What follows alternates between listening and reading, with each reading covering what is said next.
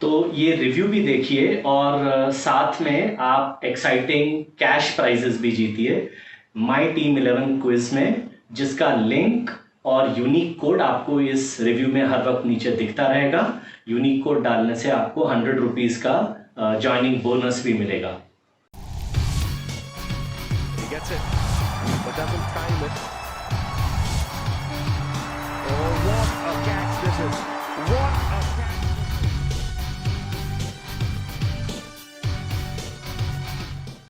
My team 11 the forgotten pot boilers में आज मैं उस फिल्म के बारे में बात करूंगा जो मेरे दिल के काफ़ी करीब रही है 1988 से।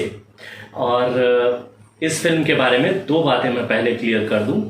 ये सोहन सिंह हंस नाम के एक उपन्यासकार की उपन्यास कारा हाथी के ऊपर बनी हुई फिल्म थी और ये शायद हमारे बॉलीवुड की हिस्ट्री की अकेली शायद ऐसी फिल्म है जो किसी मेन कैरेक्टर के मरने के बाद, जो उस फिल्म में था उसके मरने के 1.5 साल बाद रिलीज हुई और बॉक्स ऑफिस पर सुपर हिट हुई थी।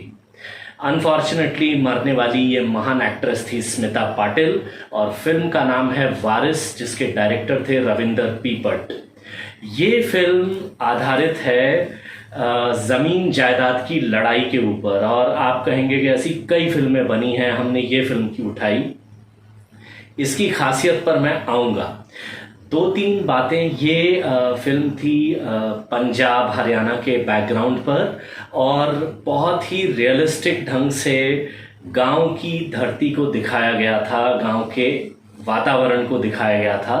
और ये कहानी थी एक आदमी दुल्ला सिंह की जायदाद की हवस और उसकी उस हवस की यात्रा की, और कैसे एक औरत परमजीत उर्फ पारो, जो रोल किया था स्मिता पाटिल ने, उसके खिलाफ धीरे धीरे चट्टान की तरह खड़ी होती है। और इस लड़ाई में दोनों तरफ काफ़ी नुकसान होता है, लेकिन अंत में जीत अच्छाई की और उसूलों की होती है। इस कहानी को डायरेक्टर रविंदर पीपट ने बड़े अच्छे ढंग से हमारे सामने रखा था। कहानी शुरू होती है कि किशन सिंह नाम का एक आदमी, जो छोटा सा रोल मशहूर पुराने ज़माने के एक्टर प्रदीप कुमार ने किया था, वो अपनी पूरी वसीयत में अपने बड़े बेटे दुल्ला सिंह, जो रोल किया था अमरीश पुरी ने, उसके नाम सिर्फ 10 एकड़ ज़मीन करते हैं, जो उनकी खानदानी ज़मीन है। जो ज़मीन उन्होंने अपनी मेहनत से लगभग 90 एकड़ बनाई होती है, वो नाम कर देते हैं सिर्फ अपने दूसरे बेटे गज्जन सिंह के नाम। और वो ये इसलिए करते हैं क्योंकि दुल्ला एक अय्याश और आवारा और नाकारा लड़का है, जो ऑलरेडी काफ़ी घर के जेवरात वगैरह बेच चुका है। एक नीच औरत से शादी करने के बाद तो सोचता है कि मैं तेरी औलाद के बारे में भी सोचूं। कौन सा मुंह लेकर मेरी जायदाद पर तो अपना हक मांगने आया है? अगर माँ ने मरने से पहले बता दिया होता कि मैं तेरी औलाद नहीं हूँ, तो आज मैं तेरा रास्ता रोकने ना आता। ये वसीयत पढ़कर दुल्ला सिंह इतने गुस्से में आता है और यहाँ से हमें पता चलता है कि वो उस जायदाद के लिए कितने लालच से गुजर रहा है कि वो उसी खेत के ऊपर अपने बाप को, सगे बाप को मार डालता है। इस जमीन का वारिस सरवन नहीं होगा।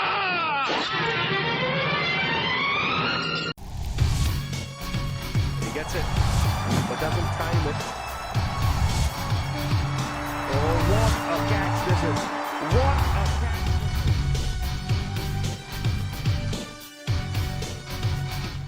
यहाँ फिल्म के क्रेडिट्स वगैरह आते हैं और फिल्म की कहानी शुरू होती है। और कहानी में परमजीत, स्मिता पाटिल का कैरेक्टर इंट्रोड्यूस होता है, जिसको गज्जन सिंह, जो रोल किया था कुलभूषण खरबंदा ने, उनका बेटा श्रवण राजकिरण पसंद कर लेता है और दोनों की शादी हो जाती है। पैरेलली दुल्ला सिंह अपनी जेल से की सज़ा काट के उसी दिन आता है जिस दिन श्रवण की शादी हुई है, और वो एक साजिश रचता है और एक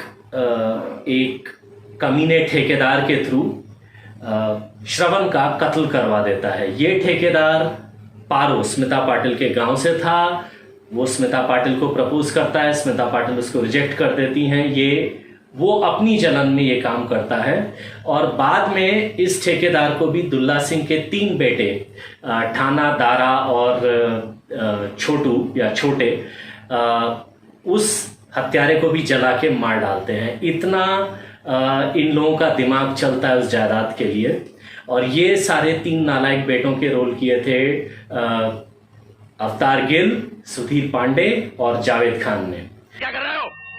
जाओ जाकर नाचो हवेली में हिजड़ों की तरह। तू तो खाम खा नाराज हो रहा है बापू। ऐसी कौन सी गलती हो गई हमसे? बारात के लिए चाचा खुद लेने आए थे, इसलिए चले गए। या छोटे बापू के लिए पानी लेकर। रुक जा छोटे। जब तक ये दोनों मेरी बात का जवाब नहीं दे देते, अपने घर का पानी।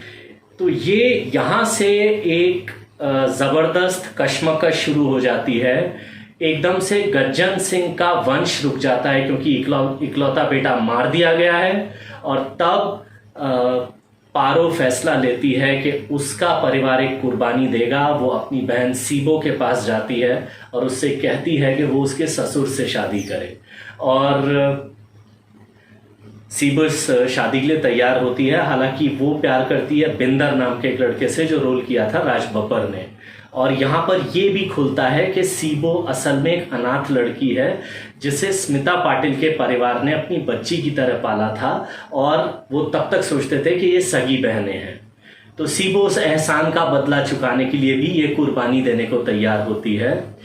जब दुल्ला सिंह को ये सच्चाई पता चलती है कि उसकी इतनी बड़ी चालबाजियां फिर फेल हो रही हैं तो वो गुस्से में पागल हो जाता है अपने भाई को भी। और उसके बाद वो क्या करता है, ये अगर आप उस फिल्म को आज तक आपने नहीं देखा है तो मैं थोड़ा सा नहीं बताऊंगा, बस इतना कहूंगा कि अंत में जीत सच्चाई की होती है। दुल्ला सिंह भी मारा जाता है और स्मिता पाटिल भी, पारो का कैरेक्टर भी मारा जाता है।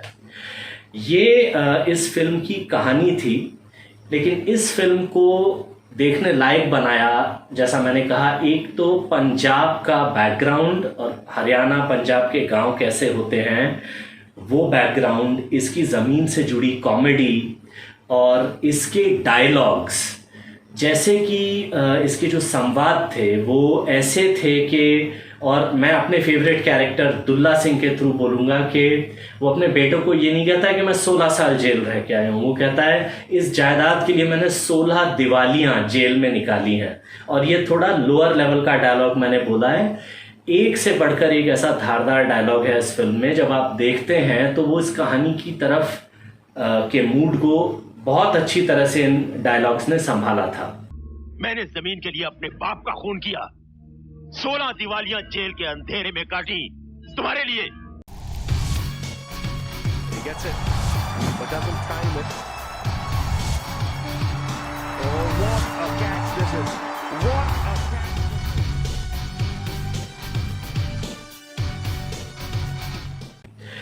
इसके अलावा इस फिल्म में, जैसा मैंने कहा, परफॉर्मेंसेस, स्मिता पाटिल की ये शायद कमर्शियल सिनेमा में उनको लेकर लिखी गई, प्रेजेंट की गई बहुत महान कहानी थी और उन्होंने बहुत अच्छी एक्टिंग की थी। अनफॉर्चुनेटली वो डबिंग से पहले भी मर गई थी, तो डबिंग रेखा ने की थी, आवाज़ रेखा की है और एक्टिंग स्मिता पाटिल की है। लेकिन इस फिल्म की, इसके अलावा गज्जन सिंह का रोल कुलभूषण खरबंदा ने बहुत अच्छे ढंग से किया था। लेकिन इस फिल्म का जो शो स्टॉपर, स्टैंड आउट महान परफॉर्मेंस थी वो थी दुल्ला सिंह। अमरीश पुरी बहुत बड़े विलन हुए और उनकी कई परफॉर्मेंसेस हमने देखी हैं, और जब भी उनकी परफॉर्मेंसेस की बात आती है तो मोगैम्बो या शहनशाह वाला रोल या करण अर्जुन का दुर्जन सिंह हम बात करते हैं। लेकिन अगर आप दुल्ला सिंह वाला कैरेक्टर देखें तो आप सोचेंगे, और मैं तो ये कई सालों से सोचता आया हूं कि अमरीश पुरी की टॉप 10 कमर्शियल परफॉर्मेंसेस जब भी बात की जाती है, दुल्ला सिंह का कैरेक्टर क्यों नहीं रखा जाता है। जायदाद की हवस में डूबा हुआ आदमी जो अपने बाप को मार देता है, अपने भाई को, अपने भतीजे को, एक ढंग से भतीजे की बीवी को भी, और एक नए बच्चे को मारने को तैयार हो जाता है। उस रोल को जिस ढंग से किया था अमरीश पुरी ने। एक सीन है जब वो जेल से 16 साल बाद छूट के आए हैं और अपने बाप, जब वो खेत से गुजरते हुए अपने घर की तरफ जा रहे हैं तो उसी जगह जहां उन्होंने अपने बाप को मारा था वहां उसकी समाधि है। वो समाधि को देखते हैं और चवन्नी का पछतावा नहीं होता उनके चेहरे पे, ऐसे ही गर्दन मोड़ के वो रास्ते पे आ जाते हैं। तो ये जो कैरेक्टर था, इसके भयानकपन और लालचीपन को जिस ढंग से अमरीश पुरी ने पर्दे पे जिया, आप सिर्फ दुल्ला सिंह की एक्टिंग के लिए फिल्म देख सकते हैं। इसके अलावा इस फिल्म की छोटी छोटी परफॉर्मेंसेस, अमृता सिंह का सीबो, राज बब्बर का बिंदर और दुल्ला सिंह के 2 कमीने बेटे ठाणा और दारा, अवतार गिल और सुधीर पांडे, बहुत अच्छी परफॉर्मेंसेस थी।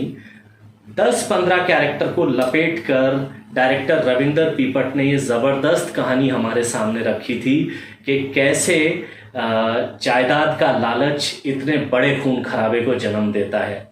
और एक छोटी सी चीज़, इसका स्क्रीन प्ले, जैसे सारे बड़े मोमेंट्स, दुल्ला सिंह अपने बाप को उसी ज़मीन पे मारता है, उसके 3 बेटे उसी ज़मीन पे वहीं मारे जाते हैं, खुद दुल्ला सिंह भी वहीं मरता है, स्मिता पाटिल भी, और उसी ज़मीन पर गज्जन सिंह के मरने का सीन भी है। यानी एक बहुत अच्छे ढंग से लिखा गया स्क्रीन प्ले भी था। अगर इस लॉकडाउन में ज़मीन से जुड़ी पारिवारिक गांव की फिल्म आप देखना चाहते हैं तो आप वारिस को ट्राई कीजिए। और अगर आप उन लोगों में से हैं जिन्होंने अपने परिवार में जायदाद के झगड़े देखे हैं तो ये फिल्म आपके दिल को ज़रूर छुएगी।